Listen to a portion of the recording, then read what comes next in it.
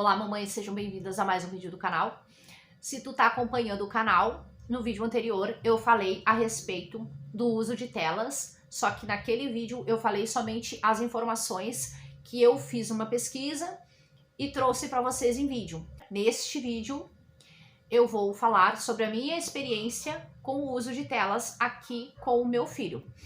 Antes de eu começar, eu quero te convidar a se inscrever aqui no canal e comentar como que tu faz o uso de telas, como que tu te vira para se movimentar com o uso de telas aí na tua casa. Então, antes de mais nada, durante a minha gestação, eu ainda questionava, né? Eu fiquei pensando assim, eu não vou deixar o meu bebê ter contato com tela. Não vou deixar o meu bebê ter contato com tela. Eu ficava vidrada nesse pensamento, que meu bebê não ia ter contato com tela, jamais que eu vou deixar ele ter contato com tela. Só que no dia a dia não é bem assim que funciona. Quem tem o dia a dia corrido, eu sei que muitas mães trabalham fora, eu trabalho em casa, e aí além de eu ter o trabalho que eu tenho com a internet, eu tenho os afazeres domésticos. Então eu tenho dois serviços, né? O afazer doméstico e o meu afazer do meu trabalho. E ainda ser mãe. Então a gente tem um monte de função dentro de um dia só. E muitas das vezes eu acabo cedendo o uso de telas. Mas o que é o meu ceder? Eu vou dar um exemplo. Tem um vídeo que eu fiz a respeito do meu banho. O meu banho, eu vou fazer o meu banho, vou tomar o meu banho e eu coloco ele num cantinho do banheiro e deixo um celular em cima da coisinha da privada e ele fica assistindo a musiquinha dele ali enquanto eu tomo o meu banho. Esse é o momento que ele tem acesso à tela. E é o celular. Por que que eu coloco ali? Se eu não colocar nada, se eu deixar ele sentado, olhando pro nada, eu não vou conseguir tomar um banho tranquila. O meu banho vai ser de 2 minutos e ele acaba se estressando porque ele está olhando pro nada e eu não tô conseguindo interagir com ele durante o banho. Então, durante o banho, eu sempre coloco uma musiquinha para ele assistir. Ah, Gabi, mas por que tu não toma banho enquanto ele tá dormindo? Porque muitas das vezes o horário que ele está dormindo não condiz com o horário que eu vou tomar banho. Eu não tenho um horário fixo de tomar banho. Mas, por exemplo, dia de culto, eu tenho uns horários mais tranquilos pro banho. E quando não é dia de culto, eu deixo para tomar banho mais tarde. Aí, obviamente, eu acabo não lavando o cabelo. Então, é um banho mais rápido. Então não tem como eu controlar o horário. O banho dele, sim, o banho dele já tem o horário por causa, por exemplo, agora a gente tá no inverno, então eu acabo dando o banho nele num horário mais pré-determinado. Mas quando é o meu banho, eu sou obrigada a colocar uma tela para ele poder se distrair enquanto eu tô tomando meu banho. Outro momento que eu tenho que colocar a tela para ele é na minha televisão. Só que a minha televisão é uma de tubo. Eu vou tirar uma foto depois e eu vou mostrar para vocês. É uma televisão de tubo e a imagem dela nem fica mais colorida. Então aquela televisão ali eu até não me estresso tanto, porque ela não tem aquela mesma luz que tem essas televisão de plasma de agora, essas televisão de LED, tem uma iluminação que eu particularmente, como eu uso óculos, meus olhos são mais sensíveis, eu trabalho muito com computador, eu trabalho muito com celular, então os meus olhos ficam mais ressecados, eu sinto o meu telefone, por exemplo, eu deixo ele no modo noturno, porque eu não aguento aquela iluminação que tem no meu celular. E no computador eu tento dar uma ajustadinha também naquela claridade da luz, porque pra mim, que eu fico muito tempo na frente, é péssimo. Então pra mim, que sou adulta, já é ruim, imagina pra ele de ficar na tela assim, muito, muito em cima. Lá na casa da minha mãe, ela tem aqueles televisores grandes, acho que é 50 polegadas, eu acho. E lá eu fico em cima dele, só sai de perto da televisão, porque eu de longe assim, eu já fico a mais de 2 metros de distância e eu já sinto aquela claridade sendo algo ignorante. Eu digo ignorante, assim, o brilho que tem aquela televisão é muito forte. Então lá na mãe eu já vigio mais para não deixar ele não ficar tão próximo assim. O que eu vejo no meu filho, tá? Eu converso bastante com ele, eu falo muito sozinha, e às vezes eu vejo que ele fica me olhando assim, tipo, o que essa mulher tá falando, com quem que ela tá falando? Eu falo muito sozinha, porque eu vou treinando as coisas que eu vou falar aqui com vocês, então eu tô sempre treinando e eu falo sozinha mesmo, né? Eu acho que toda mulher fala sozinha. Mas o meu falar, e aí às vezes a gente tá indo num lugar, eu começo a falar pra ele xixi, cocô, pera, uva, tu vai falando as coisas e ele vai repetindo. E de tanto eu ficar falando as coisas, ele acaba repetindo. Tem as musiquinhas que eu coloco pra ele, Bento e Totó, por exemplo, é bem educativo, tem os negócios de vogais, tem o tio André também, que é educativo.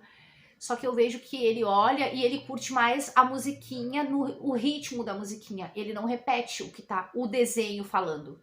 Ele repete o que eu digo. Quando eu começo a gesticular, quando eu começo a argumentar com ele, aí ele repete. Mas quando ele tá olhando o desenho, ele não repete nada do que o desenho tá falando. Então eu vejo que muitas das vezes o meu filho, às vezes ele tá com uma preguicinha de falar, porque ele só tá assistindo a televisão. Aí eu vou lá, desligo a televisão e começo a brincar e conversar com ele. E aí é onde ele começa, aí ele fala xixi, aí ele fala tá sujo, ele já fala algumas palavras, mas ele ainda não forma as frases. Por quê? Porque nem sempre eu consigo fazer estímulos com ele. Não é todos os dias que eu consigo sentar e estimular ele de a gente fazer uma conversação. Só que o tempo dele com a tela é um tempo curto. É o tempo que eu vou tomar um banho, né? Então digamos aí dá uns 5, 7 minutos mais ou menos. É o tempo que eu tô fazendo uma comida, e aí eu ligo a televisão para ele se distraindo.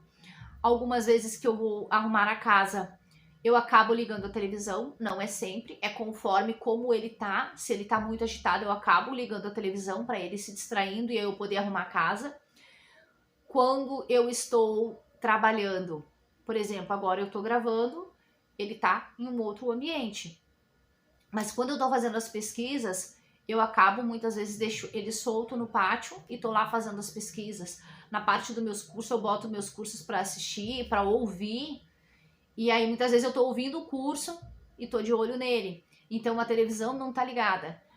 Mas o acesso que ele tem mais fixo com o celular é só na chamada de vídeo com os meus pais. Que todos os dias eu faço chamada de vídeo e às vezes ele acorda já pedindo para falar com a vovó.